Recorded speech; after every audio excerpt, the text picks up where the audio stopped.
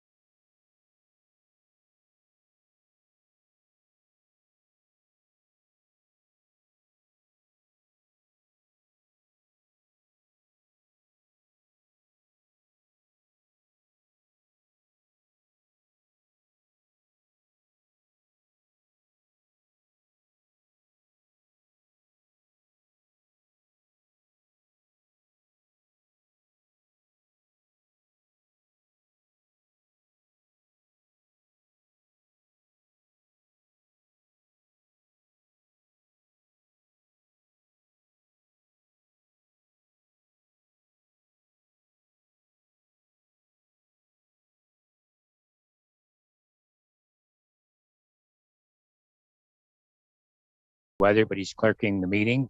We've got Labitza here as backup. We've got Cheryl Matheson, I think, is under the weather and is not going to attend the meeting. And Dean is attending remotely, which is the ultimate punishment of waiting to get on the land. And you finally get well enough to get on the land and you get a cold or something. So sorry about that, Dean.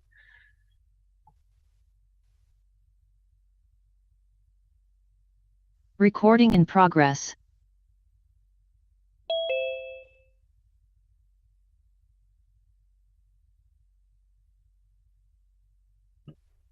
good evening, everybody, and welcome to our first meeting for the month of May. We will call this meeting to order, and the first item that we will do is have a moment of reflection.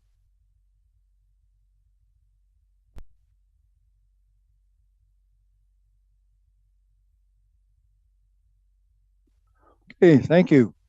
Do I have somebody willing to confirm the agenda as it was circulated? Moved by Councillor Vink, seconded by Councillor Duck.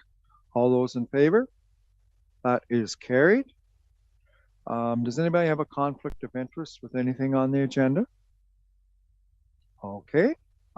We do have a consent agenda. There's 17 items, I believe, on the consent agenda. Is there anything there that anybody would like further information on or would like pulled for further discussion?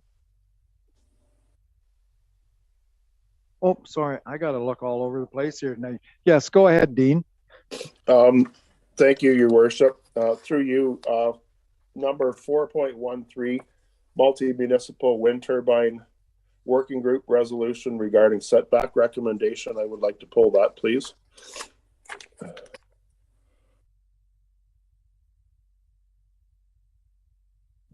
Is there anything else that anybody else would like pulled or clarified? Okay. Do you want to deal with that first,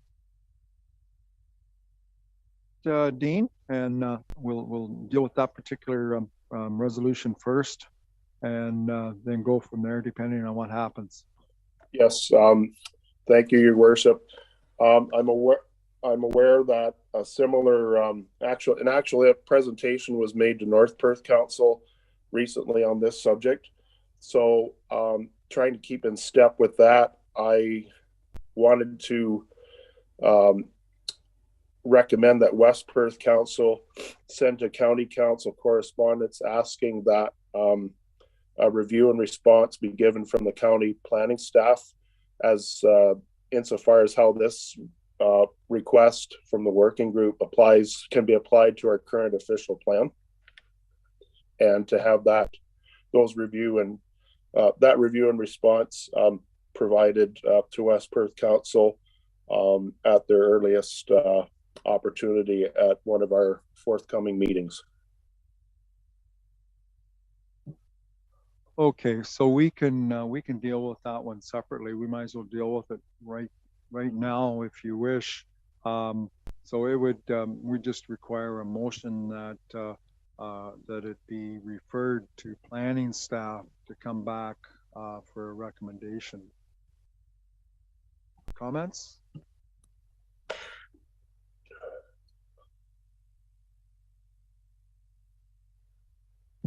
Like we had the presentation at County Dean on our last meeting, and it was recommended to planning staff. I thought they'd have been here at this meeting, but apparently, what's his name, Walter, the former counselor in North Perth that did the presentation at county. So it has been recommended to planning at the county level to institute this. I think we'll just we just refer it to planning, and we can do that by resolution, and then we've got a record of it. If somebody wants to move that we just refer this item for 4.13 for recommendations from planning, and being that they're already looking at it for the county, it shouldn't be a big deal to come back to us with it. So do I have somebody willing to move and second that? Maybe Dean would like to move that. I would so move, your worship, as provided that we get the a copy of the response from the county planning staff, please. Well, I'm sure it'll come here, Dean. When we basically asked for them to bring it back to us. And you want to second that, do you, Doug? Okay, second by Doug. Any further discussion on that? Okay, all those in favor? Opposed, if any? That is carried. Okay, so a motion that we accept the consent agenda 4.1 to 417 with the exception of 413. I guess we pulled that one out. So do we have a mover and seconder for the consent agenda? Moved by Councillor Harold, seconded by Councillor Rose. Any further discussion? All those in favor? Opposed, if any? That is carried. Thank you. Okay, we do have a couple delegations tonight. The first one is from Steve Smith, and it's with regards to the 165th homecoming weekend coming up in Moncton. Now I'm just looking, we have to bring Steve online. He's going to be Zooming, I believe.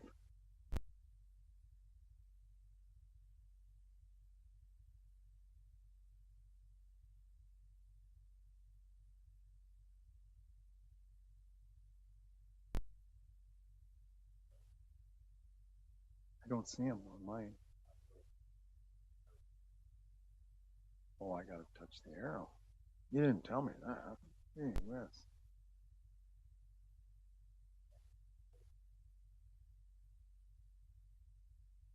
There he is. Okay. Okay, can you hear me, councilors?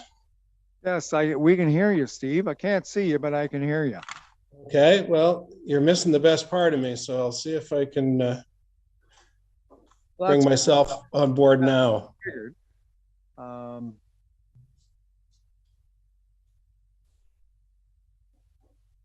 There we go. I see you now. Yes. Okay. You're so right, Steve. You know, that is the best part. For sure. So, anyway, I'd like to take this opportunity to thank council for asking me to give you a little presentation this evening. I believe you had a letter in the agenda at your last meeting, which is fairly self-explanatory. To give you a little overview, just about a year ago now, a couple of hometown citizens started talking about trying to do something to get us out of the doldrums of COVID. And so they approached a few citizens such as myself to sit on a committee, and there's 8 of us in total on the committee. And we started tossing around ideas for what we could potentially do. And then one of our members became aware that Moncton officially is going to be 165 years old this year. So it seemed like a really good item to build a homecoming reunion around. So I believe that you maybe have seen a copy of the poster that we've put together now. We had the poster, or I believe a copy of the poster at the last meeting, I think, Steve. But you can Yes. go through it. So the weekend's going to consist of, on the Friday night, we have, again, as we discussed things, one of the things that we put together was we decided we were going to put a tent up because COVID being what it was, we weren't 100% sure what restrictions might still be in place for this summer. So we're still going ahead with the tent outdoors. So we're going to have an outdoor pub night. We have some craft breweries coming so people can sample, and a live band. There's some men's fastball going on in the evening. And generally that's what's going to happen on Friday evening, just kind of a warm-up night. Then Saturday is a pretty full slate. We have lots of sporting events for youth and adults, as well as the new library and daycare center have never officially had a grand opening. In fact, my understanding is none of the parents whose children are going to daycare have even been inside the facility because of the COVID restrictions. So they're going to take that opportunity now to have an official open house and grand opening for those 2 events. The G2G Trail people are going to be involved with a display and some promotion for what they're doing. As well, we have a couple of ladies that are working really hard at making a display of every property in the town of Moncton with as many historical photos as they can get up to the present time. So it's going to be a fairly good event. We have CKNX Radio and their affiliate stations are going to be promoting us. They're going to be involved in the day. We also have the ranch from Listwell are going to be doing a live broadcast on Saturday. And just to further on with the event, we're having a grand opening or an opening ceremony, I should say, at 1 o'clock. And that's where the letter that we extended to West Perth and North Perth was to perhaps have a representative from the municipality come and say some words at our grand opening. Mayor Kasenberg from North Perth has already committed to coming. We as well reached out to our MPP and MP and Perth County Council. I have responses from them. They haven't committed to what form of representation they're going to have, but they are going to get back to me on that. So then we're having a pork chop supper that evening. Takes us into Sunday. The Ellis Swamper Snowmobile Club is going to be hosting a brunch. We're having an interdenominational church service and then a craft show in the arena.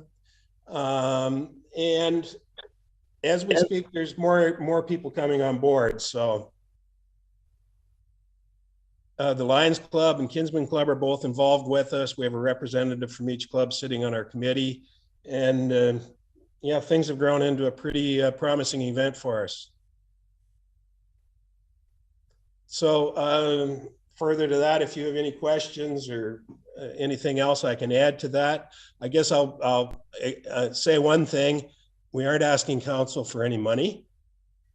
So you don't have to worry about that. If you have any to offer, we graciously take it, but we're not specifically asking for funding. We are making this be a no-charge event, and we have raised a substantial amount of funds from businesses and private donors and fundraising events that we've held. So right now we're running in the black, and it looks like we're going to have everything pretty solid before the weekend even starts. So It sounds like a pretty full weekend, Steve. So I think you've done a lot of work there. Any questions from council members for Steve at this time? I'll just tell you, there will be somebody from West Perth there. As far as I know, I'll likely attend. If I can't, I'll make sure somebody else goes in my place for sure. So No, that would be very much appreciated. One other thing that we had thought about as well, I don't know whether West Perth have any type of a display that you take to public events or what have you, because we'd really be pleased to have something to that degree, just promoting the municipality in our display in the arena. So if there is anything like that available, we're be quite willing to have that in the arena. So are you the contact person for that, Steve? yeah. Okay. Yeah, I just delegated myself to look after that, because they're going to do that to me at the next meeting anyway. So leave it with us and we'll see what we can come up with, but I'm sure we could come up with some kind of a display of some kind. No, that would be, I think that would be a great thing. We've reached out to North Perth for that, and just Moncton has a unique position that we sit in 2 different municipalities. So it's kind of nice to be able to promote that fact. And that's one of the reasons that we're still here and grinding away as a fairly successful little community. So beyond that, I don't know whether there's anything else. We have a fundraising meal coming up at the end of this month. There's posters, and if anybody wants to take a look on Facebook, just type in Moncton 165th Homecoming, and all the information I've just given you will be on there, and there's updates. And we have people posting historical photos with great rapidity now. That it's growing like crazy. So it seems like as though there's going to be an awful lot of involvement for the weekend. Well, that's great, Steve. So if there is no further questions, I want to thank you for joining us by Zoom, and certainly we'll get back to you with regards to some kind of a display. But I think we'll try and put something in for you. You're an important part of our municipality, so we want to show our appreciation, and we'll get something together for you, I'm sure. Okay. Thank you very much for your time. Very good. Thanks, Steve. Very good. Very good. Okay, our next item is another delegation. We have BM Ross, the expansion of the Mitchell wastewater treatment plant. And with us tonight, we have Steve Burns and Ryan DeVries. And I believe that Steve is going to do most of the presentation. That Ryan is kind of a backup. So there's Steve. I see him there now. So I will turn the floor over to you, Mr. Burns, and you can tell us all the good news. Thank you, Your Worship, members of council. So there is a slide deck. Is that available here somewhere? Labitza? Is it going up on the screen? Yep, we're going to share it on the screen shortly. Okay.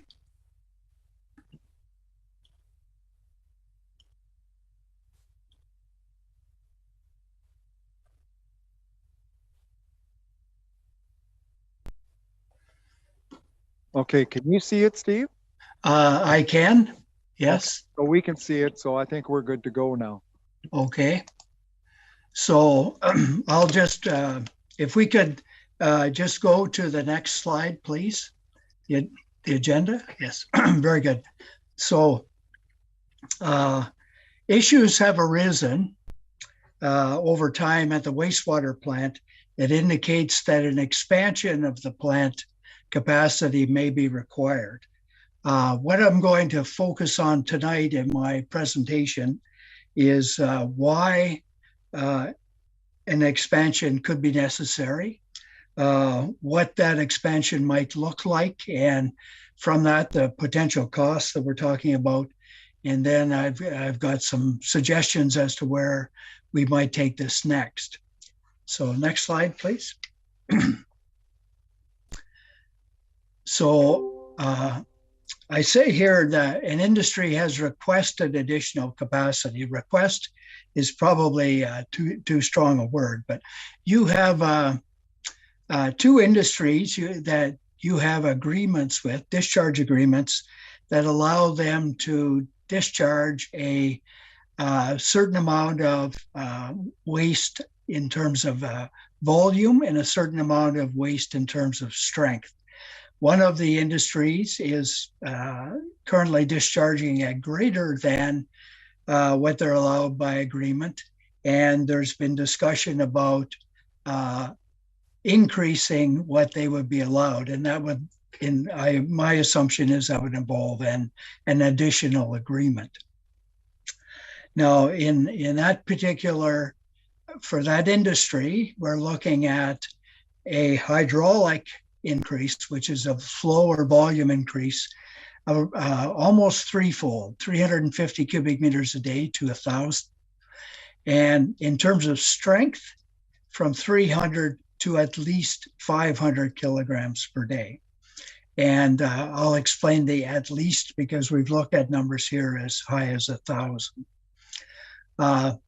All of our analysis is based on the assumption that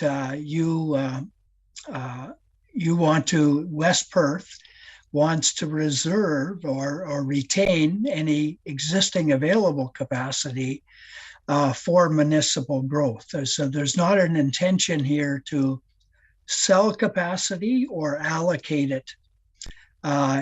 So the expansions that we've looked at are really adding to the hydraulic and organic capacity of the plant, not using any that may be in reserve. And okay, next slide. So when I talk about reserve capacity, I'll try and put this in perspective. We first look at the hydraulic capacity, the flow capacity. And we are doing this on the basis of the agreements that are in place, not necessarily what is actually happening in reality, but when I talk about a commitment to industry, that is the agreement commitment. So the plant is rated in terms of flow, annual average daily flow, 7,200 cubic meters a day. You have committed by agreement just under 2,400 of that to those two industries. The estimated current municipal flow is about 2,250. So there's hydraulic reserve is 2,600 cubic meters a day, which is something is about 36% of the plant capacity. It's a fairly significant reserve. Next slide. But when we look at things from a waste strength standpoint, the picture's a bit different. The plant has a organic treatment capacity, which is measured in something called BOD, biochemical oxygen demand. So it's fairly complex chemical biological issue, but essentially the plant has a capacity, a defined capacity as to how much it can treat. That capacity has a number of assumptions associated with it in terms of the waste strength, how the waste is actually treated, recycled and processed in the plant and so on. So it's a bit of a moving target, but we feel fairly comfortable that that is the number, 1910. Current commitments to industry are 1,550 of that 1910. And we estimate the existing municipal contribution is about 370. So between the commitments that have been made and what's coming from non-industrial contributions, the plant is essentially operating at its capacity organically. Just a minor deficit. But there's certainly no room to give, allocate, or sell or whatever additional organic capacity. So next slide. So if there is to be an expansion, based on this approach, we'd be looking at accommodating the industrial request or interest, which is hydraulically 650 cubic meters a day, organically at least 200 kilograms of BOD a day. And to accommodate municipal growth, we would not need any hydraulic capacity. You have 2,600 available. But in order, the organic capacity that would result from the residential use of that 2,600, residential ICI use of that 2,600, we estimate could be as high as 430 or so kilograms a day. So that is what we would be looking at in terms of expansion, the sum of those numbers. So hydraulically 650, entirely for the industry, organically 632, split about 2/3 for West Perth, 1/3 for the industry. Next slide. So in coming up with ideas regarding how we might go about doing this, we actually looked at two loading scenarios. The first is that the industry would pre-treat their waste to that 500 kilogram per day number, which really is a 200 kilogram increase over what they're currently allowed. Another alternative we looked at, just more out of interest sake, but to understand the economics, was that if there was no pre-treatment and West Perth accepted the industrial waste without pre-treatment at 1,000 kilograms per day. So that we looked at two loading scenarios. Next slide, please. And we also looked at different ways that the waste might be treated. There are multiple ways that you can treat waste in a wastewater plant, different processes that might be used. The existing process in the Mitchell plant is something called extended aeration. It's a process that involves a fairly large concrete tankage, but in terms of the process units that are there, they're fairly straightforward and simple. It's a common process for smaller wastewater plants.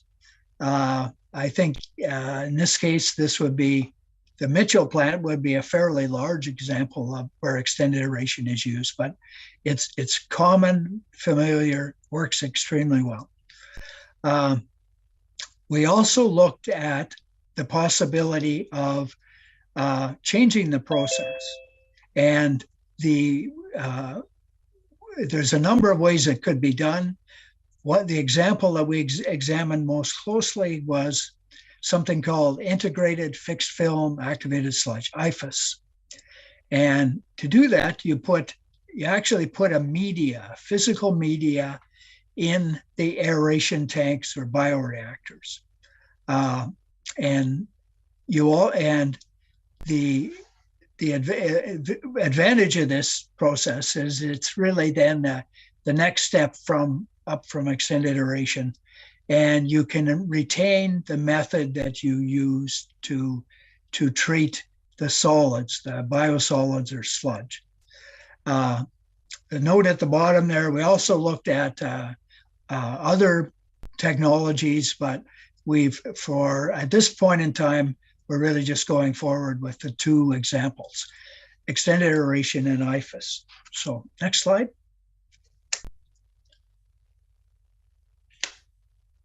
So what we're looking at is kind of a top view of the wastewater plant. And what's highlighted in blue would be the new components for this particular scenario. So this is continuing to use extended aeration, but assuming the industry would pre-treat. And the outcome is that we would need 2 more aeration tanks or bioreactors, and we would need to expand the sludge digestion facilities, add a final settling tank. So fairly straightforward expansion of what is there, retaining the existing process. And we would expect this effort would cost in the order of about $19 million. Next slide. Now, if there was no pre-treatment, it really changes the what has to be done significantly, particularly so with extended aeration. We could not get away with just 2 more aeration tanks. We would need 4 more, and we would have to, again, almost add what would be a 3rd digester or sludge treatment tank and the 1 clarifier. So this, if there were no pre-treatment, this is what would likely be required, and the costs in this case are over $27 million. So dramatically more, largely driven by the concrete tankage and the need for blowers and so on to aerate. Next slide. So with an IFAS approach, you actually would put media, in this case, metal plates or fiberglass or plastic media plates on which the microorganisms that actually treat the waste would attach and grow on those plates. So you would still have the same aeration mixing approach, but in addition to that, you would have a biological growth on the fixed media that really then expands the capacity of the tankage that you have there, allows you to treat more waste in the same tank. We would be still looking to increase digestion capacity and add a third clarifier settling tank. And this, again, the cost is in the order of $18 million to do this, preliminary estimates. Next slide.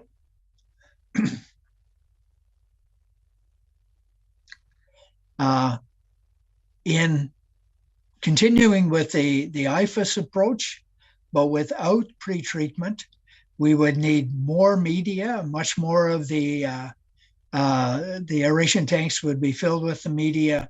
There would still be more digestion required to treat the sludge and a clarifier. And in this case, the cost would be in the order of $23 million. So without pre-treatment, with extended aeration, we were at 27 million. With IFAS and no pre-treatment, we're down to 23. So this IFAS becomes more attractive if there were not to be pre-treatment. So next slide. So kind of to summarize where we are at this point in time is that we're looking at the possibility that there's going to be an additional agreement required to address increased loads from the industry. And the industry has provided information on what their contributions could be. We've established that the least total cost scenario for West Perth is for the industry to pre-treat. Now, the costs that I have presented there, that we have presented, do not include, when we talk about pre-treatment, they do not include the industry's cost to create that pre-treatment. So that would have been in addition to those numbers, but we still feel that the overall lower cost will be if there is pre-treatment. And the assumption is that the industry would provide it. If you don't pre-treat, then you're pretty much obligated to change the process. Extended aeration becomes impractical. Even with pre-treatment, there needs to be significant modifications to the plant, and our expectation is that you'll be looking for the industry to contribute. The IFAS approach, the addition of media, is attractive in both scenarios, and really, I think, warrants more investigation if expansion is going to proceed. But it needs to be understood better and confirmed. And if there's more investigation, we would also look at energy usage, operating costs, operating effort, those kinds of things. There would be a more thorough evaluation of the alternatives than what we've been able to do to date. So next slide.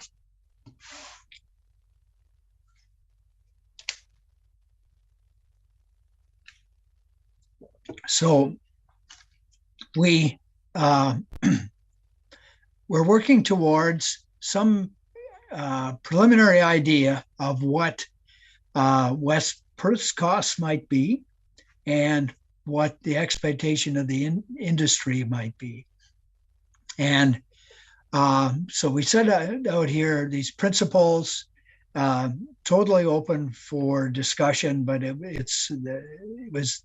they're set out in order to, give us a basis on which we can figure out some cost sharing. First principle is that the industry pays to create the additional hydraulic and organic capacity that the industry requires. In other words, West Perth is not going to provide that capacity. Second principle is that the industry pays 100% of the pretreatment costs, because they would be the only benefactor of that pretreatment. Third point is that West Perth would pay to address any existing capacity deficiencies. And there's a very minor deficiency with respect to the aeration tank or bioreactor capacity, but a much more significant deficiency with respect to the sludge digester component. It is the digester design and sizing is based on 1990s concepts of what was required. In today's world, we're looking for much longer storage times, much more aggressive treatment. And so there's a need for significant digester capacity. And then the fourth point, and it's something that I haven't really touched on to date here in the presentation, is that in preliminary discussions with the Ministry of Environment, Conservation and Parks, MECP, they have indicated that they want West Perth to be providing better treatment for a parameter called nitrate, which is a nitrogen component. And so all of these concepts assume that there would be more nitrate treatment added to the current system and any expansion, and that would be done by something called a pre-anoxic zone, which is really just isolating or taking part of the aeration tank and separating it and dealing with it from a mixing standpoint differently. So and those costs for nitrate treatment would be a shared cost based on who's contributing the nitrogen. So next slide. So again, we're looking at pre-treatment, 100% to the industry, pre-anoxic zone for the nitrogen component would work out to about 45% for West Perth, 55% for the industry based on who's contributing the nitrogen. The bioreactor or aeration tank expansion would be about just a hair over 2/3 for West Perth and 1/3 for industry, the industry, on the assumption that they pre-treat. Final clarifier, capacity is really driven by the flow request, the additional hydraulic capacity, and that would be allocated 100% to industry. And but the digester, the sludge treatment component, would be largely West Perth's responsibility, given the existing deficiencies that exist. So that's what the percentages look like based on the principles that we've laid out there. So next slide. So some key points here is that West Perth needs more organic capacity than the industry, 432 versus 200. So that was really the 68%, 32% split on the bioreactor portion. And it says, if expansion is matched to the hydraulic reserve. So we have started with the idea that you would not allocate any of that hydraulic reserve or sell it to the industry, that you would want to preserve it for growth. So that's the basis that this is done. But I just want to point out that that's a decision that you could still make, and it would change those percentages. The cost allocation is dependent on the process selection a bit because the costs were slightly different. But we're looking at West Perth's costs here of somewhere in the order of $11 to $12 million. And the difference, again, assuming pretreatment, the difference between the two processes doesn't result in a lot of difference in cost. But that's just to give you some perspective of what kind of we're talking here in cost. So next slide.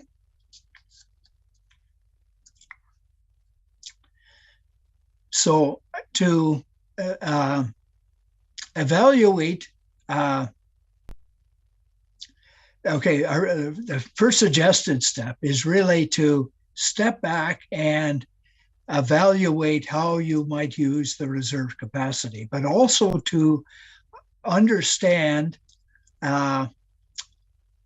when you might need to expand. If the industry is, if you're going to provide, if there's going to be additional capacity for the industry, that really needs to be addressed now. But the additional capacity for the municipality could potentially be deferred. And how long you could defer it would depend on the rate that you're currently using it and depend on what commitments you've already made to residential growth that might be take away from that 2,600 cubic meters a day. So we're just really suggesting a good place to start would be to look at the uncommitted reserve and understand it from the perspective of growth. And the next point is that potential cost sharing is linked to the hydraulic capacity to a large extent, and the spin-off then that hydraulic capacity has on organic capacity. And then you would also look towards initiating cost-sharing discussions with the industry. There was, I skipped over the point A there, and that's, it's not a critical thing, but if you are to expand the hydraulic capacity of the plant, which is now today 7,200 cubic meters a day, to 7,850 to accommodate the industry, that will trigger an environmental assessment. You can't increase the hydraulic capacity without that. If you can expand organically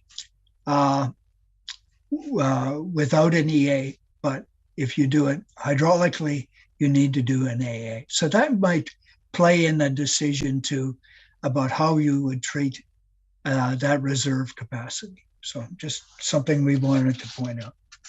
So that's next slide, which is, I think that's the presentation, and I'd be glad to answer any questions.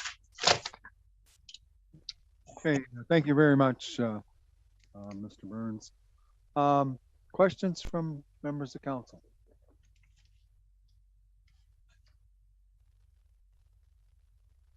Oh, Dean, sorry.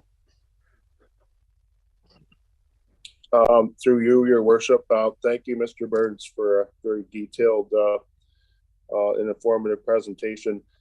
You mentioned that energy costs and operating costs going forward were unknown at this time. I'd also be, in that same idea, I'd also be interested in what the costs would be for future sludge disposal and the logistics for disposing the sludge. Because in the past, that's been the ability to move the sludge to its end user. It's been a function of land availability, and I just wanted to get your comments on that, because I could foresee a problem where we would have sludge to move and a limited time window to move it, and that could create some operational problems and costs, added costs. That through you, your worship, that is biosolids treatment and disposal is a big part of this. In terms of the comparison of alternatives up to this point, it isn't a factor in comparing one alternative to another. But in terms of overall expansion and the fact that you might be agreeing to treat more organic waste, it would be a factor. And yes, I would agree. You would certainly want to look at that in detail. I don't know if that answers you at this stage of it. So that's something that we would have to consider. That those costs, that analysis would have to be done separately outside of what you're reporting here, if I understand correctly. That's correct. The costs that we have presented include biosolids or sludge treatment. They don't look at disposal costs, but they include treatment, storage, and so on. Okay, other questions from members of council? I think you've given everybody a lot of food for thought. Okay, if there are no further questions, I want to thank Mr. Burns and Ryan DeVries for being along here tonight and give us this information. And certainly I'm sure that we'll be in contact with you likely quite a bit in the future. Do you have anything further, Ryan, that you want to say at this time? No, I mirror everything that Steve said so far. Good. Okay. All right. Well, thank you very much for you two coming and presenting that tonight. Appreciate it. Thanks a lot. Yeah. Okay, moving on. Our next item then is the chief building official, and he has a couple items here. The first one being a variance to the sign bylaw. So Bob, the floor is yours. Thank you, your worship.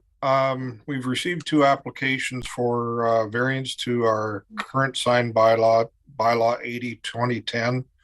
The signs are larger than what our current bylaw allows. The 2 signs are proposed in the south end of the municipality, one on Road 164, one on line 20. The exceptional circumstances requested, that request comes directly to council for approval.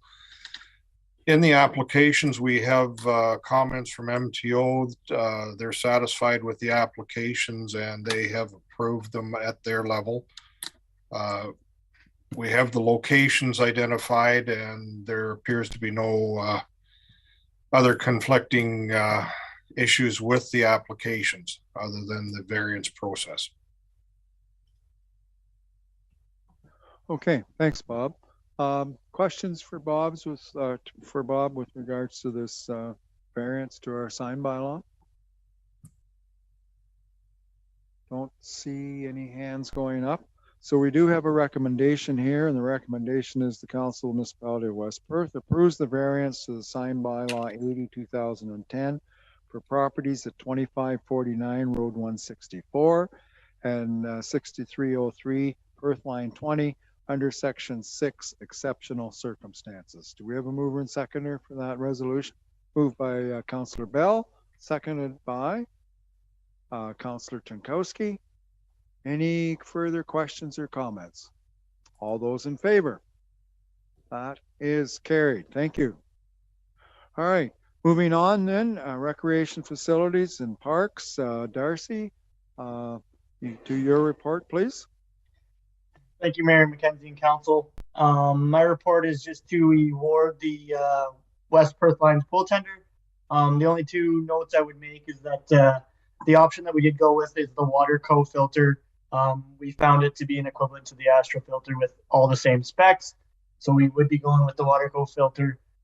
We did do a reference check on Biotech, and we are confident they can complete the work. So other than that, I'll gladly take any questions. Oh, I guess one more note I would make is that it will be a fall project just due to lead times. We would go with our filters for the summer, and we would replace them in the fall. Okay, thanks, Darcy. Questions for Darcy with regards to that information with regards to the pool? Don't see anybody's hands going up. No questions. So we do have a resolution, and it is that the municipality of West Perth approves the award of West Perth RFT number 08 2022 West Perth pool sand filter replacement to Beothun Contracting in the amount of $52,493.29 plus HST. And the mayor and clerk be hereby authorized to sign and seal all necessary documents. I have a mover and seconder for that. Moved by Councillor Vink, seconded by Councillor Rose. Any further discussion? All those in favor? That is carried. Thank you, Darcy. Next item then is from our treasurer, Wendy, with regards to the Ritz Lutheran Villa loan update. So Wendy, I'll let you give us all the good news there. Thanks, Mayor McKenzie, and good evening, Council. So before you is the Ritz Lutheran loan update. So just a quick recap. This loan was taken out about a year ago, and the term of the loan was for 18 months. And currently we're collecting $3,364.45 each month until the end of the term. If there's any questions on that loan, I gladly take them.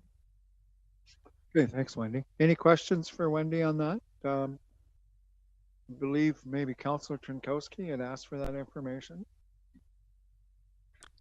Oh, that's looks good, Your Worship. Thanks, Wendy, for that report. Much appreciated. All right, if there's no questions, then recommendation here that we received the Ritz Lutheran loan update report for information. I'm moving second for that. Councillor Rose, seconder. Councillor Duck. All those in favor? Opposed, if any, that is carried. The AMO gas tax. Wendy, I guess that's yours too. Yeah. So before you use the AMO gas report, just wanted to kind of provide an update to council of what's been reported to AMO for submissions. And 2021 was the 003M St. Andrews Bridge for the 281,154.84. And then during the year there was a doubling up allotment that was given to West Perth. Now this amount has not been allocated to a project, and we just wanted to make sure council was aware of that. And then during the budget process, the 2022 allocation was assigned to the 010F culvert replacement. So staff will be bringing up a report in the future to assign that one-time doubling up funding that we received in 2021. So if there's any questions, I'd gladly take them. Okay, thanks again, Wendy. Any questions for Wendy on that information? I don't see any. Again, I have a recommendation here that the municipality of West Perth transfer the one-time doubling of gas tax in 2021 to the federal gas tax obligatory deferred revenue reserve, along with any accrued interest as of December 31st, 2021, and that council directs staff to bring back a report on potential projects that may be funded from the federal gas tax obligatory deferred revenue reserve. We have a mover and seconder for that. Councillor Rose, Deputy Mayor Ait, all those in favor? That is carried. Thank you. 2021 Development Charges Fund. Wendy? So this is an annual report that is that our department is responsible to communicate to council kind of what's happened from one year to the next. And so the balance in the development charge fund at the end of 2020 was $395,741.32. During the year of 2021, we collected $410,000 and 596 development charges. We accrued interest of $3,561.67. And then from there in the bylaw, that's going to be later on, you'll see that the distribution in the bylaw is going to be $318,844.87. And from the bylaw, some of those funds are going back into reserves, and then the latter two of the bylaw is actually going back into operations, and this is partly due because of loan commitments. So if there's any questions on that report, I'll take them. Okay, thanks, Wendy. Questions on that report with regards to the development charges? Okay, I don't see anybody's hands going up. So the recommendation that we have is that the Council Municipality of West Perth receives the development charges reserve fund report as of December 31st, 2021. We have a mover and seconder for that, please. Councillor Duck, and seconded by Councillor Rose.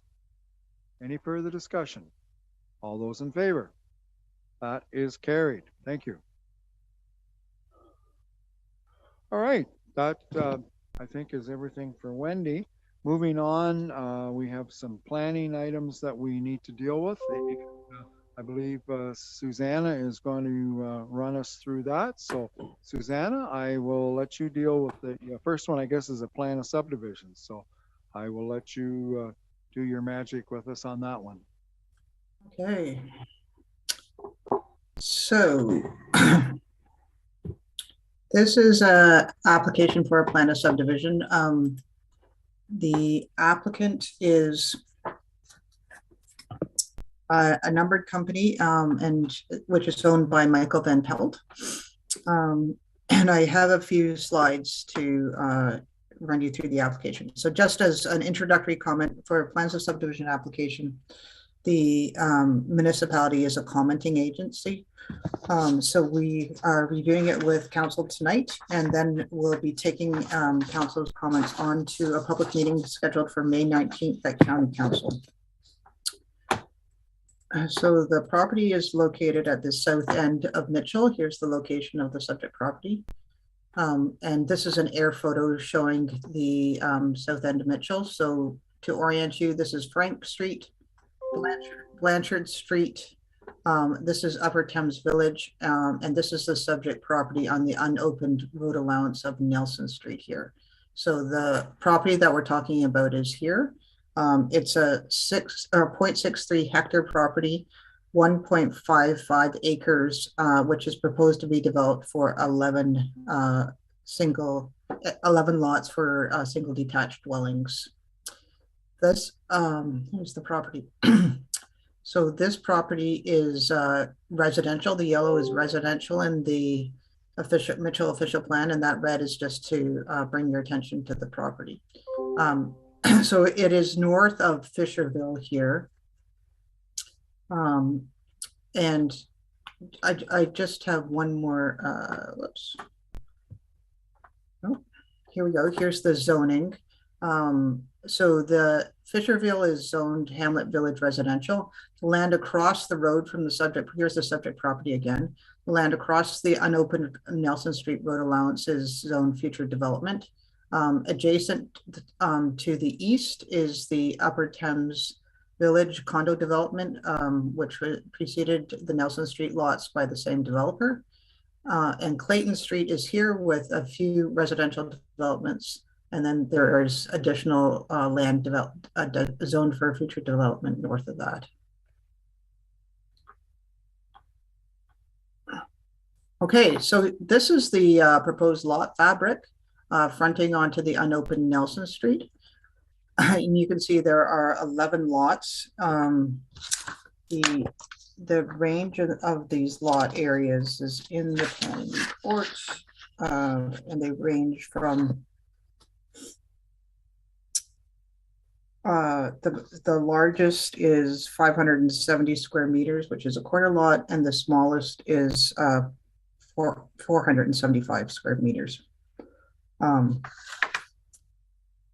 And this is an air photo of the same property. Again, these are 2020 air photos, so adjacent to the Upper Thames Village condo, which has subsequently been developed. I think it's mostly built out.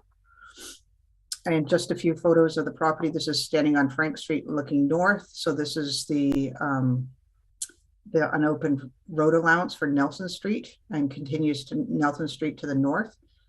This is where the lots are proposed to be built. This is Upper Thames Village. And then one more photo. So this is standing on Clayton Street looking south on the proposed extension of Nelson Street. So Nelson Street is behind me. So that's just to orient you to the site and the proposal. Just a few comments from the planning report. I won't go through this in detail, trusting that you've had a chance to review it. The archaeological, so first of all, servicing, the development is proposed to be built on municipal services. The applicant has submitted a functional servicing report that's been reviewed by the municipality's engineer, BM Ross, and the BM Ross comments are in the council package. They have no concerns and are satisfied that the servicing agreement can be addressed through the municipal development agreement. There was a stage 1 archaeological assessment completed for the 11 lots, and the comments from the stage 1 report are included in the planning report. So that is with regards to the fill that has been put on top of the lots. So at the time that this fill is being removed, an archaeologist will be on site and they can determine whether or not the land has been disturbed and if test pits should be completed before the excavation of the land underneath this pile of fill. Then with regards, oh, sorry, I'm sorry. I was looking at my slide, but you can see it. So I'm referring to this pile here. So when this pile of fill will be removed, an archaeologist will be on site to determine if there would be additional test pits to determine if there are any artifacts in this area.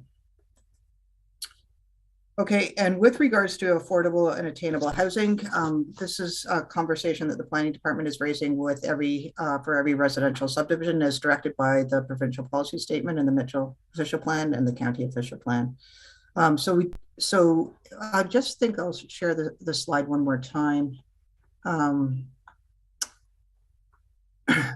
So we did have, when the first phase of so the Upper Thames Village is referred to as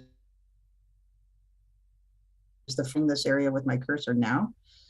And then the lots along Nelson Street are being referred to as the second phase. So there is a 4-unit apartment building built here where my cursor is now. And these are rental units. So there were 25 units built in the first phase and an additional 11 built here. So for a total of 36 units plus the 4 rental units.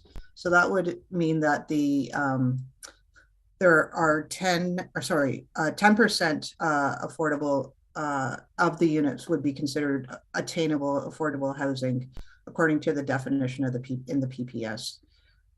So we did have a conversation with the developer as to whether or not there would be a willingness to put additional rental units on the Nelson Street lots in order to provide affordable or attainable housing for the community. And the developer didn't express a willingness to proceed in that direction.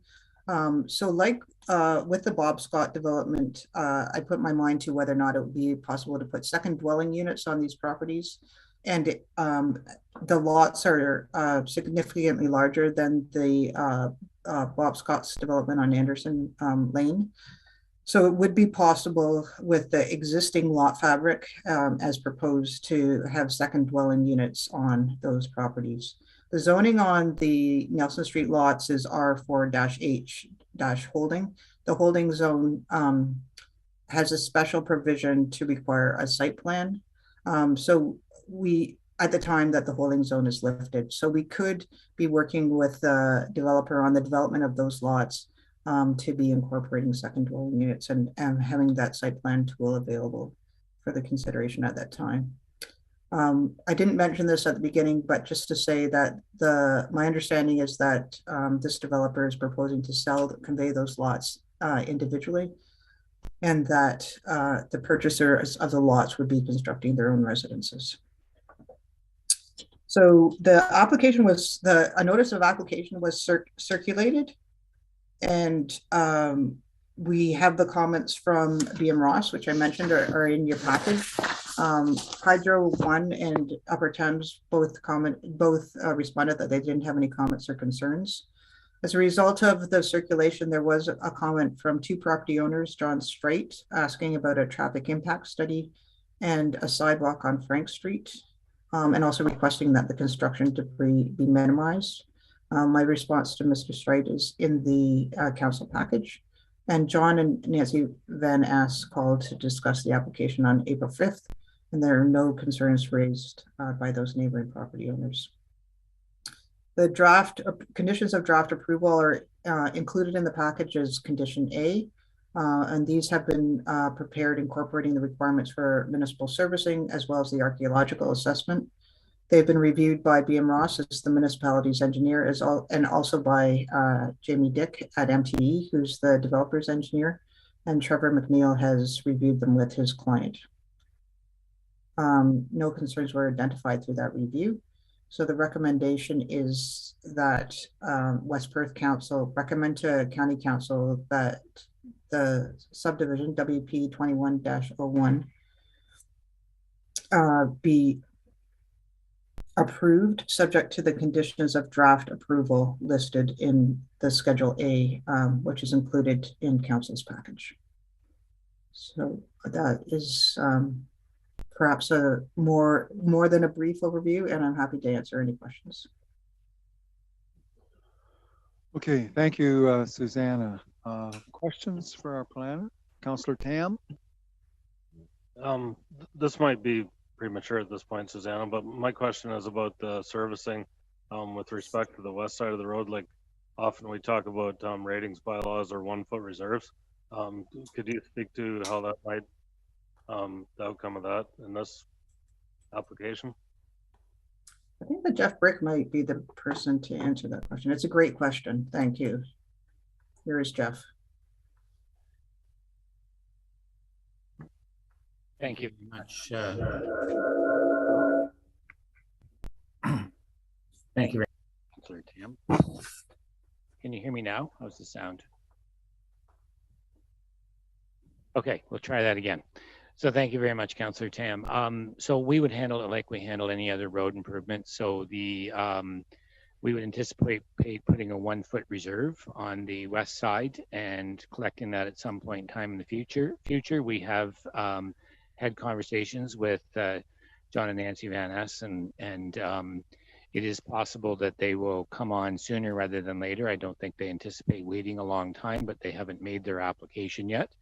We obviously would like to support them in bringing an application sooner, because it would mean that we wouldn't have to carry the cost of the west side construction, and we could design the west side in a way that ensured that the drops were put in the places that they wanted them, and be precise about the allocation of service connections. So those conversations are happening. Ideally, the development will happen on both sides, but we will put a 1 foot reserve on to protect the municipality's interests. And on that west side, the one little bit of flankage that we lose out on for a 1 foot reserve is actually the existing Van Ness lot. So there's a bit of flankage there. So the municipality would have to cover that frontage on the west side. There's a bit on the east side as well. The municipality has to cover right at Clayton Street. In accordance with the way we approve that, we cover that flankage as our contribution. And it's really standard practice for us.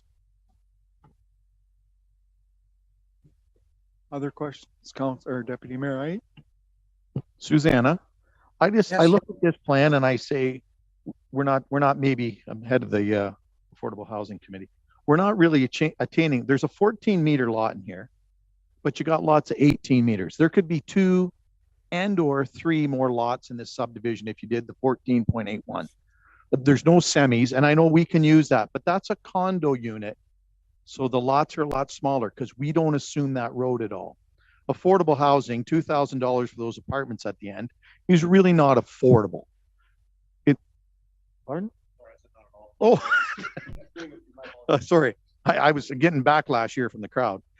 Is there no way that we could dense this up a little more, or a couple semis at the one end where the huge lots are? Like some of these lots are over 60 feet wide, right? And that's not affordable, and that's not high density, not even medium high density. When you go to the county, I'd be surprised. Well, I guess the county will prove it because you're gonna, but it doesn't meet my criteria of intense housing that we're trying to do in the municipality of West Perth. That's all I want to say. Yeah, well, thank you very much for the comment. It's certainly something that I put my mind to. I've had a couple of conversations with a developer around attainable housing. We don't have, it's what, I guess it's the application that has been submitted. I have asked the developer if he would consider increasing the density, and this is what he has asked to carry on. We could receive comments from West Perth Council and provide them to County Council at your direction. What I had offered in the planning report is that the lots are large enough to accommodate second dwelling units.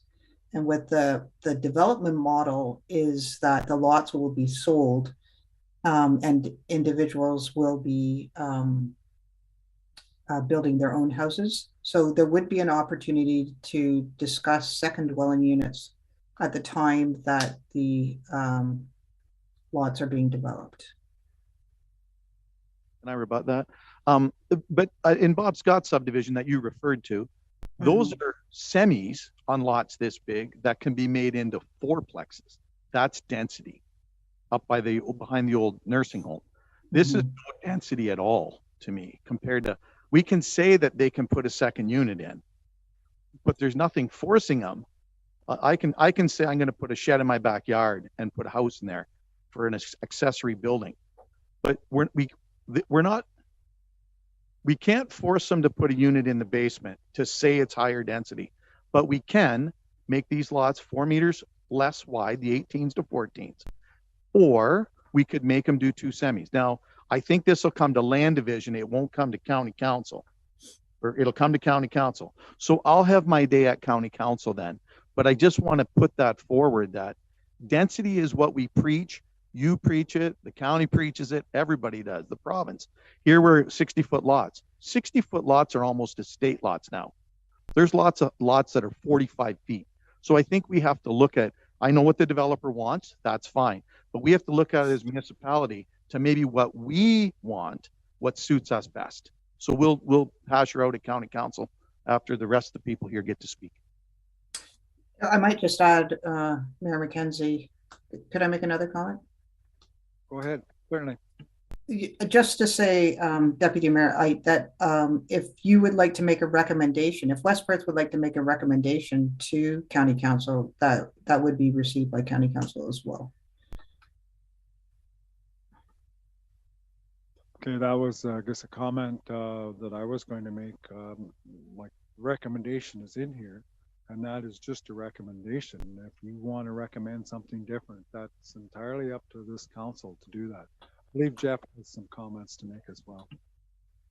I'd just like to make a quick comment, and we don't have a representative from the applicant here tonight, and the public meeting for this will occur at County Council. And I think I just want to say that when this conversation comes up and the applicant is in attendance, their position will be that they provided density in the first phase. And when you look at the overall density by combining the two phases, that they've actually provided quite a bit of density. And they take the position that, unlike other developments that we've seen, they built their density first and they're adding their singles later. And that will be debated at County Council.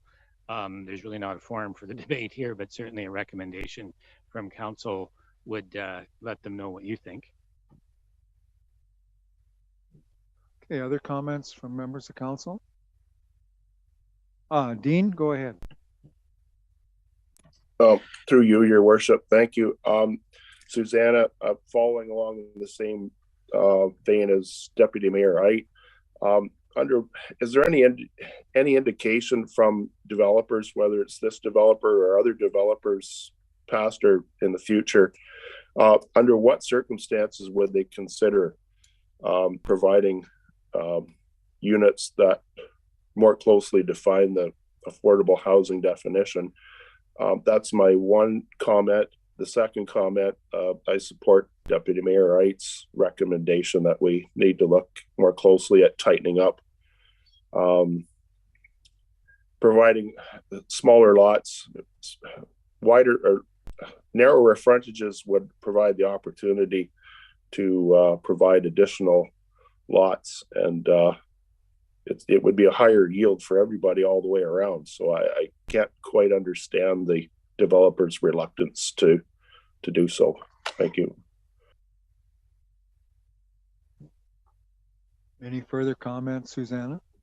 I don't think I have anything else to offer. I think, you know what, I've shared this with council in the past. In my opinion, that this is an ongoing conversation with the development community with regards to how we are going to be addressing the need for attainable housing, as you know, both the municipality and the developers. I don't think it's not straightforward. That's what I think. Okay, Dean has another comment, I believe, at this time. Yeah, just to finish up, your worship, thank you. I understand the current conundrum, Susanna, in the course of the current conversation, but at some point we have to stop talking and start doing. That's the impression I'm left with here on this submission and submissions that we've received to date for West Perth. Thanks. Just to say thank you very much for the comment, Councillor Trzaskowski. I appreciate it. Councillor Rose?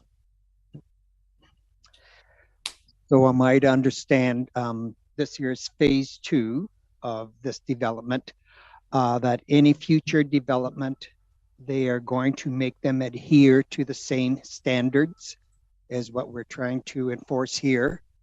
Unlike 2 or 3 years ago, I remember a subdivision being brought in attention and it was not up to density issues. And that was questioned at that time. And I think it was said that was more of a higher end. So that was allowed. Now, I don't know in the second phase of that subdivision if higher density is coming. I don't know. I just want to, when people ask, is it going to be enforced by everyone or just spotty? Because that's almost the way it looks.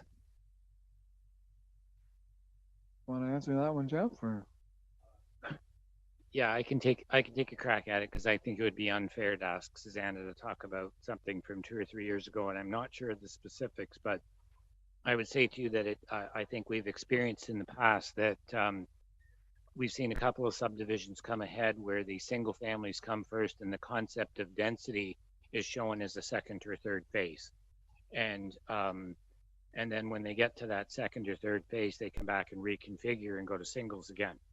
And I believe that's been common. I think that now the urgency to require density or to be stronger about wanting density and advocate stronger for density is obviously here, and you're seeing it in this debate. And again, I would only reinforce that this conversation, and I know that Susanna has had it, and I certainly had it with the advocate for the development. They would very strongly point out that they put their density in their first phase, and in this case, they want to do their singles now. And again, it's up to this council to decide, and I would recommend that if you wish to complement the planner's comments by suggesting we take a stronger position on density, it would be something council could do by resolution. And you would just need a mover and a seconder, and you heard the conversation. There might be two that are willing to move and second that. And if that then arrives at county council as West Perth's hope or West Perth's wish by resolution, they've got it. If you choose to just let the debate occur at county council, you've got one member of county council that's going to be there advocating. So I think it's up to council to decide. That's you, Deputy Mayor, right? You're on county council. other questions? Oh, Dean's got another question. Thank you, Your Worship. Further to CAO Rick's comments about a resolution, I would support such a resolution, or I would move such a resolution from West Perth Council, so that going forward into the debate at Perth County Council, our peers at County Council can see that West Perth is definitely serious about this resolution and trying to achieve a higher density with our urban development. Okay, thank you, Dean. So would you put that in with the recommendation that we have, or would that be a separate resolution? Well, whatever is the simplest and easiest way to do so. I guess I would put it in with this subdivision application would be my first thought. Fair, and the mayor's asking too for me. I think that you've got the report from the county planner, and I think you're not necessarily trying to undo any of the recommendations from Susanna. I think the council, and if I'm not putting words in a mover and seconders, or I guess I'm suggesting some words for a mover or seconder to consider, that West Perth Council would recommend that County Council consider even more density for this application, and just do it as a resolution. Okay, you're indicating just to do it as a separate resolution. So we'll deal with this recommendation, and I'll read it, and we'll deal with that one, and then if Dean and Doug want to move a second resolution, we'll deal with that as well. So the recommendation that has come from planning is that the West Perth Council received a report entitled Application for a Plan of Subdivision by 2455058 Ontario Inc., part of Park Block 46, Registered Plan 339, Reference Plan 44R 5628, Parts 1 and 4, Nelson Street of the Mitchell Ward, and that West Perth Council recommend to County Council that WP 2101 that the application for draft plan of subdivision submitted by 2455058 Ontario Inc. for lands described as Plan 339, part of Park Lot 46, Registered Plan 339, Reference Plan 44R 5628, Parts 1 and 4, Nelson Street, Mitchell Ward, Municipality of West Perth, be approved subject to the conditions of the draft approval listed in Schedule A attached. Do we have a mover and seconder for that? Moved by Councillor Tam, seconded by Councillor Vink. Any further discussion? Councillor Rose? Excuse me. I think I was just asking just to clarify once again that if this is what the council is going to do, this is going to be across all subdivisions and all builders, just not pick and choose.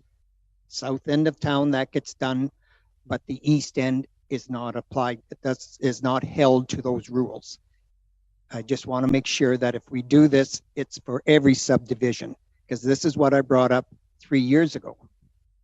Some subdivisions are held to that. Some subdivisions aren't. So I just want to clarify that if we go through with this, this is the way it is.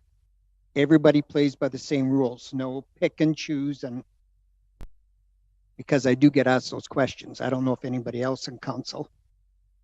No.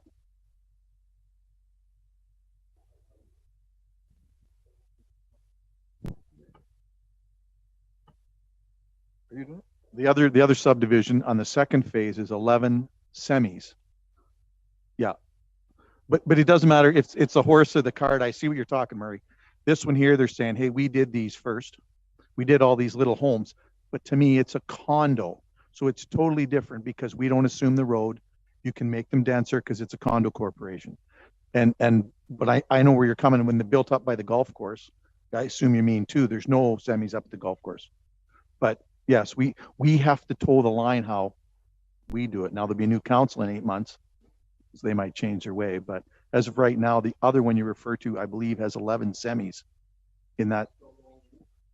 They're on the record here. I wouldn't, with Jeff, they're on the record. That's what the plan of subdivision is for. And I know of. So I can clarify, I think then if we're talking about the 11 semis on Henry Street, they're still in, they're zoned for semis. And you know, again, that's the first phase included singles and the second phase included semis, and it remains to be seen if semis are actually what's built or semis with up and down extra units even. I think you're seeing a lot stronger advocacy from the staff. And I want to say, I think, you know, Susanna certainly has been a big advocate for this conversation, and I welcome it as well. If you're following the economic development conversation, if you're following the job conversations around the community, more diverse housing is a big topic, so it's a good thing. I just want to reinforce that the consistency would come from council encouraging the density message, but the decision maker here is county council. So this discussion tonight isn't a public meeting. It's actually the county presenting to this council the recommendations that are going to come for one of their applications, the subdivision application. And I think it's quite fair and right for this council to suggest something in addition. If you want to say, you know, we'd like to encourage more density, that's up to council. And if you're going to be consistently doing that, that's probably what we consistently need. Okay, thanks, Murray. That was a good question. Any other questions at this time? Okay, we're going to deal with this recommendation, and then I do have another resolution that we're going to add to that to send down to county as well. So do we have I've read the recommendation. Do we have a mover and seconder? Did we get a mover and seconder? I think Mike Tam and Nicholas. That's right. So we did get a mover and seconder. Okay. So all those in favor of that recommendation? Opposed, if any? That is carried. Now the recommendation is that West Perth Council recommends to County of Perth that the subdivision application WP 2101 is subject to increased density requirements. Does that satisfy Doug and Dean, I guess, here?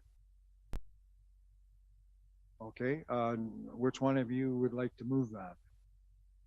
I'll take one to move and one to second. Dean's going to move it. Doug will second it. Okay. Any further discussion on that? Okay, is there support for that recommendation? All those in favor? Opposed, if any?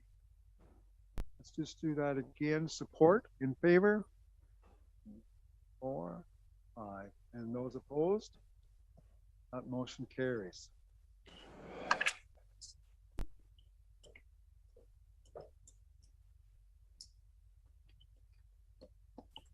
Yeah, 1, 2, 3, 4, 5, 6, 7, we've got 8, 9. Right?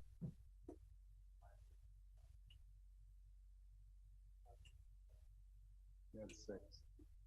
No, 6 would be 6. Okay. All right, moving on then. I think we trashed that one pretty well. Application for consent to sever B15, an application by Bob Haywood on behalf of Bill Constant. Susanna, I'll let you run by that one as well. Thank you very much, Mary Kenzie. This is a surplus farm dwelling, a severance application. I'll just show you a few slides.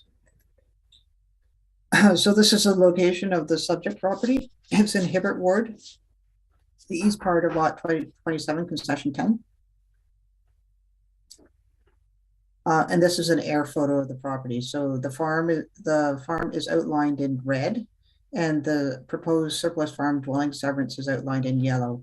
And this is a bit unusual for a surplus farm severance, as it creates 2 retained parcels because the surplus farm dwelling severance subdivides the retained land.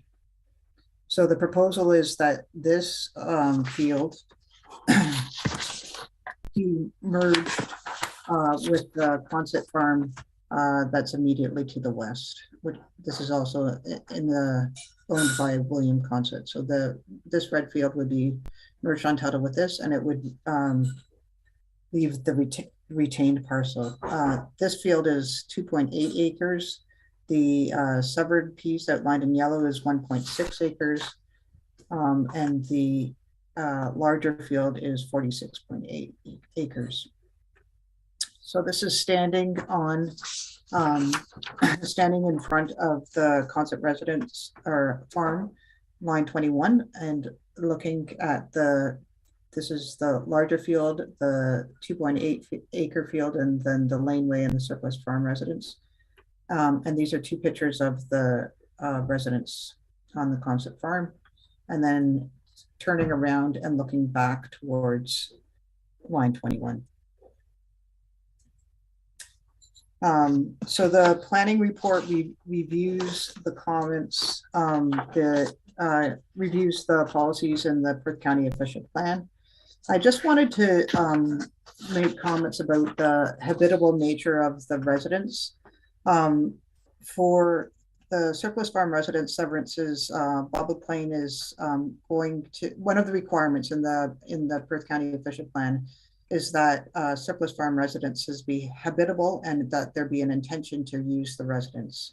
So for this application, because it appeared that the house may not be habitable, Bob McLean went and visited the location in advance of the application and provided a number of comments to the applicant with regards to what would be required in order for the house to be habitable. And the people who are planning on buying the surplus farm residence severance upgraded the house. And then Bob went back and had a look at the house before they had proceeded with the surplus farm residence severance application. The CBO's comments are in the council package for your information, and they provide the conclusion that the house is now considered habitable. I also followed up with the people who are planning on buying the house and asked them if it was their intention to use the existing residence, and they indicated that that was the intention. And I thought it might be helpful for council to have the background on this particular policy. The reason for this policy is that we, at the planning department, what we're doing is reviewing surplus farm residences when the residence is surplus to a farm operation. That is recognizing this direction comes from the provincial policy statement. So the recognition is that there are houses in the countryside which are good houses and could be continued to be used. And if they are surplus to a farm, then there are provisions to allow the severances of those houses. It's not the intention of that policy to create new non-farm residential lots. So I just wanted to give you that background so that you could have an understanding of the level of review that was initiated prior to this application being submitted. The report, as you have in your package, reviews the standard conditions that are required for a surplus for this particular application, including rezoning of both the severed and the retained parcels. The retained parcel, the larger piece, the 46.8 acre piece, will require a recognition of a reduced lot area and lot frontage. And the other conditions are the standard surplus farm dwelling severance conditions. I'm available for any questions. Okay, thank you, Susanna. Any questions with regards to that one? Councillor Tam? My question, Susanna, is we know that they're supposed to be habitable, but what happens 6 months down the road when we get an application for a demolition permit and a building permit? Because I think we can all see by some of the ones that we've seen lately what's going to happen. And personally, I don't have a problem with it because it's not lot creation. It's still retaining housing in the country. But I think that we can see through that. And I just wondered, you know, we can say what we want, but what do we do to prevent that if that's what the policy is? Yeah, it's a fair question. I think that, I mean, the planning department's responsibility is at the review stage. So I wanted to provide council with the information with regards to what we're doing to review and have a level of satisfaction that the policy meets the application meets the intention of the official plan. Other questions at this time? Okay, I don't see any hands up, so the recommendation here, I'll read it and we'll get a mover and seconder for it. Recommendation is that the Council of Municipality of West Perth received a report entitled Application for Consent to Sever number B1522 by Bob Haywood on behalf of William Roy Consett, affecting land subscribed as east half of Lot 27, Concession 10 of the Hibbert Ward, Municipality of West Perth, 7454 line 21, dated May the 2nd, 2022 for information. Excuse me. And that council recommends the County of Perth Land Division Committee approve the application for consent to sever B 1522 for land subscribed as east part, lot 27, concession 10 of the Hibbert Ward, Municipality of West Perth, 7454 line 21, subject to the following 11 conditions. And I'll ask your permission whether you want me to read the 11 conditions, and everybody's shaking their heads. They've all read them. So the 11 conditions are there. There's fairly standard conditions. Do we have a mover and seconder for that motion? Moved by Councillor Vink, seconded by Councillor Rose. Any further discussion? All those in favor? That is carried. Thank you.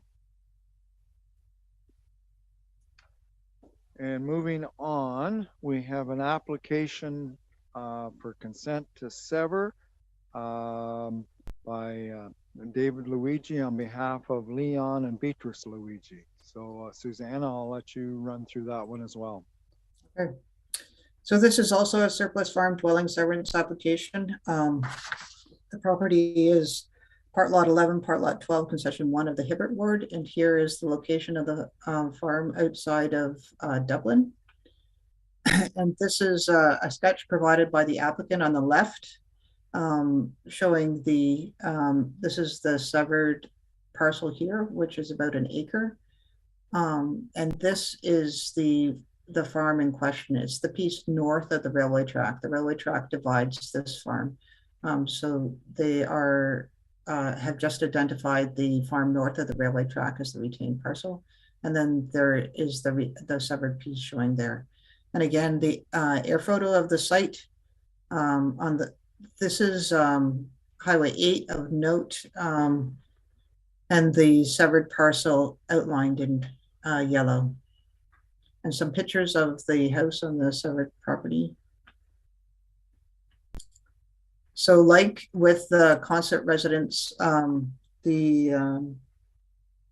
was a question with regards to habitability for this house, and the CBO also visited this house and provided comments to the applicant with regards to what was required in order for the house to be habitable.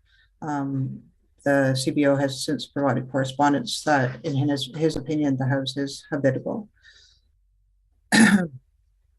The Ministry of Transportation provided comments just as the agenda was being finalized. That the MTO comments are with regards to, I'll just go back to the slide and show you, are with regards to an entrance on Highway 8, which is located, my understanding is that it's located here. And I had a call from the applicant just before the council meeting, and he will be following up to discuss the MTO comments with the MTO. The MTO would like this entrance to be removed, or is requiring that the entrance be removed as a condition of consent. I thought that we could continue to discuss the application with West Perth Council tonight, because we're looking for West Perth's comments on this application, and the MTO comments can unfold independently, and we'll wait for the MTO's comments prior to making a recommendation to the Land Division Committee or the Manager of Planning if it's not disputed. So those are my comments with regards to this file. I'm certainly available to answer any questions, and the standard conditions are included in the council package. Thank you again, Susanna. I found that recommendation from the MTO to be a little maybe odd, but I do know that if you have more than one access, they really want to get rid of the accesses off the highway, and this is their opportunity to do it. So, you know, you should be entitled to one access, I would think, onto the highway if you have it. But anyways, that's MTO, and they'll have to iron that out. Any questions with regards to the severance? Don't see any hands up.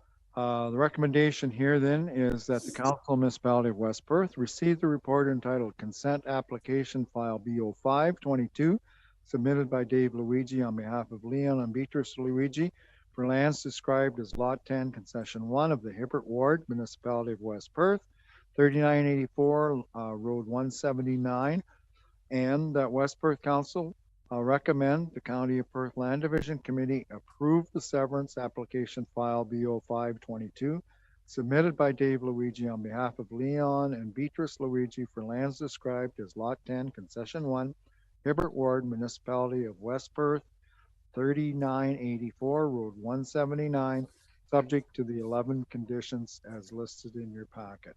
And I won't read them with your permission. So do we have a mover and seconder for that recommendation? Councillor Vink, and seconded by Councillor Duck.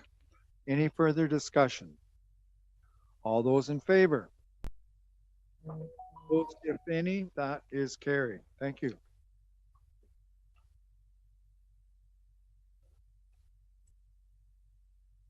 Okay, and I think that's all for Susanna too, for planning, right? Very good, thanks. Very All much. right. Moving on to correspondence, we have a letter here from the Mitchell Met Fastball Club, ICS Canada East World Qualifier Fastball Tournament fundraiser. The letter was there. With your permission, I'll read the recommendation. We'll get a mover and seconder. If there's any questions, they'll come up at that time.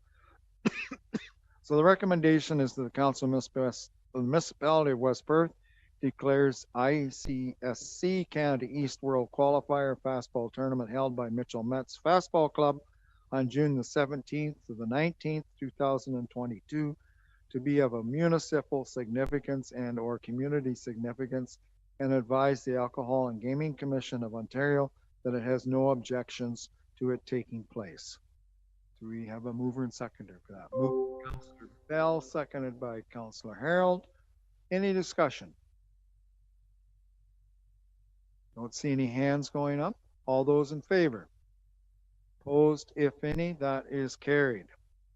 Okay, we also have a correspondence from Earth. The notice of their annual meeting of the shareholders is May the 26th. And we usually select a voting delegate to go to that. We can send other members as well, but you got to have one identified as a voting member. So I open the floor for who you would want to be a voting member. Deputy Mayor Wright? I'll nominate Walter. You'll be going, I assume, Mr. Mayor. Any other nominations? Okay, if not, I'll read the recommendation that West Perth appoints the mayor as the designated representative for the purpose of casting votes at the annual meeting of the shareholders of Earth Corporation on May the 26th, 2022. We have a mover and seconder for that. Councillor Rose, Councillor Duck. All those in favor? Opposed, if any, that is fine. And as carried. Do you need to know right now if anybody else wants to go? How soon do you need the numbers, Nicholas? Okay. Yeah, okay, all right. Well, you can think about it if you want to go. There's usually a couple members of staff go and a couple councilors can go just to see what's going on. So, yeah. It hasn't happened for a couple of years. It's been, yeah. I think it's been 2 years, hasn't it? Wasn't the year before was as well, yeah. Okay, the next one is Your Worship, if I may, if anyone would like to attend, if they could just let the clerk's office know, and then we'll fill that form out for Earth. Will do. Yep. Thank you. We'll let the clerk know. Okay, moving on then, GHD Group Notice of Steady Commencement on Highway 23 and Perth Line 20 intersection improvements at the Russelldale corner, which has been long talked about and probably long overdue.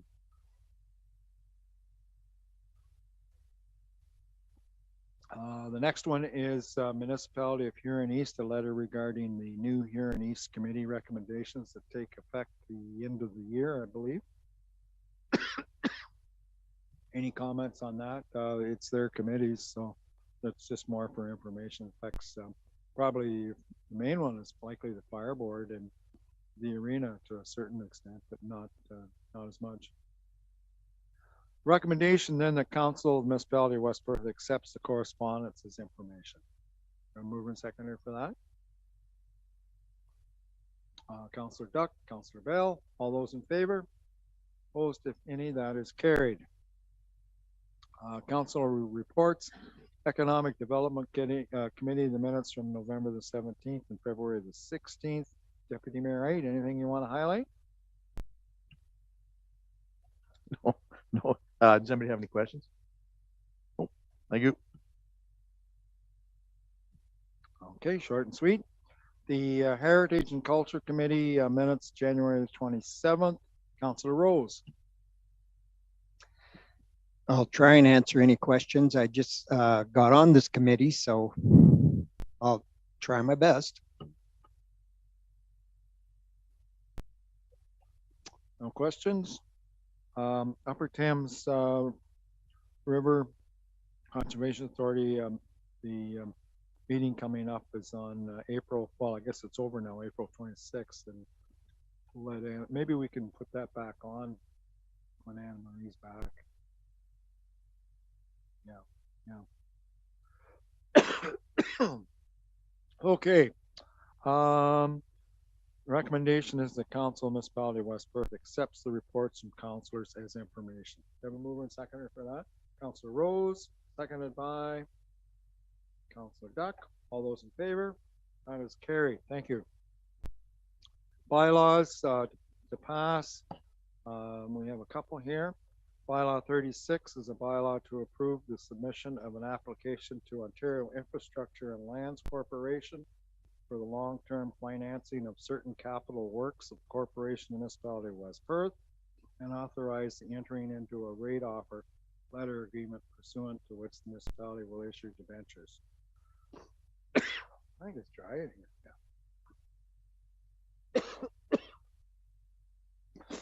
Yeah.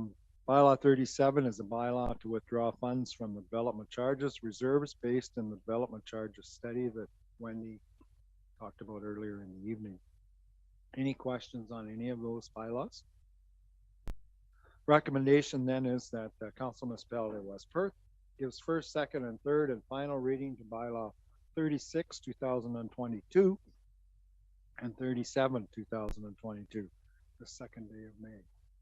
Moved by Councillor Vink, seconded by Councillor Rose. All those in favor? Opposed, if any, that is carried. Coming events, auction this Thursday, I believe it is at 4 o'clock, the Friendship Center. Next council meeting is May the 16th. 26th is the annual general meeting. And then we get into June. You know, years half gone then. Any notices of motion? Any other business at this time? Don't see anybody putting their hand up. Report on the Hawks. How are we going to do, Brian? Oops, sorry. Yeah, it's been a tough weekend for us, but we had to stay here tomorrow, so hopefully we can level the playing field and give us a good shot at Game 7 on Wednesday. So we love the community support if we do get to Game 7, and yeah, it'll be a good battle. Yeah, we go Tuesday, Wednesday. So yeah, that's where we're at right now, but we're down 3-2. So when's the next game in Mitchell? Pending we win tomorrow, it'll be Wednesday. If we lose tomorrow, that's yeah. We're staying here tomorrow at 7:30. All right. We do have a closed session. Recommendation is that Council of Municipality of West Perth proceeds to a closed session at 8:50 for the purpose of addressing a trade secret or scientific, technical, commercial, or financial information that belongs to the municipality or local board and has monetary or potential monetary value. Litigation or potential litigation, property standards, water and wastewater. I have a motion that we go into closed session. Moved by Councillor Harold, seconded by Councillor Rose. All those in favor?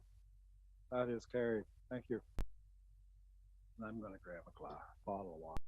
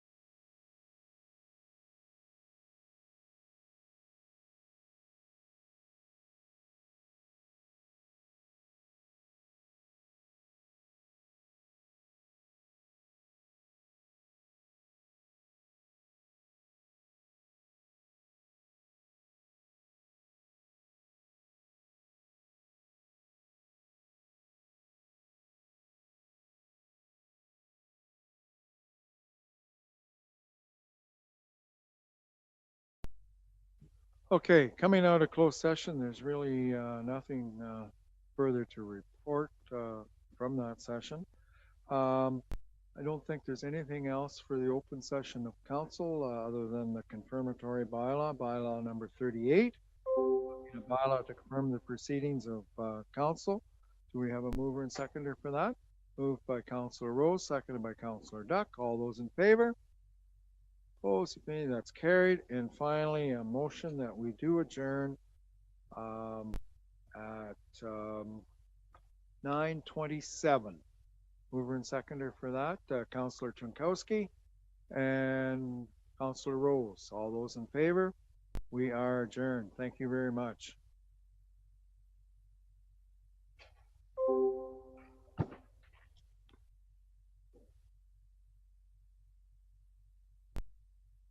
Recording stopped.